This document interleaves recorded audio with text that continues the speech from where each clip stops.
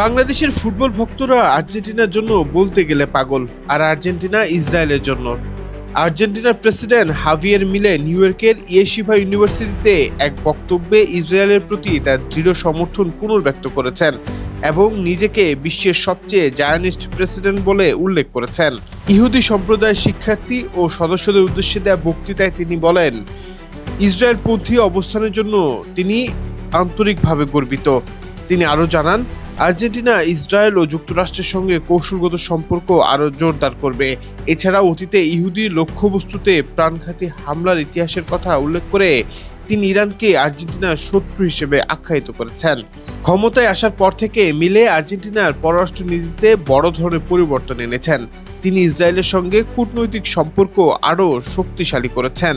আর্জেন্টিনার দূতাবাস জেরুজালেমে স্থানান্তরের পরিকল্পনা ঘোষণা করেছেন এবং গাজা যুদ্ধের সময় ইসরায়েলের প্রতি সমর্থন প্রকাশ করেছেন। তার এই বক্তব্য ইসরায়েলপন্থী গোষ্ঠীগুলোর প্রশংসা পেলেও ফিলিস্তিনপন্থী সংহতি আন্দোলনের কর্মী, বিভিন্ন আরব সংগঠন এবং বামপন্থী রাজনৈতিক নেতাদের সমালোচনার মুখে পড়ে।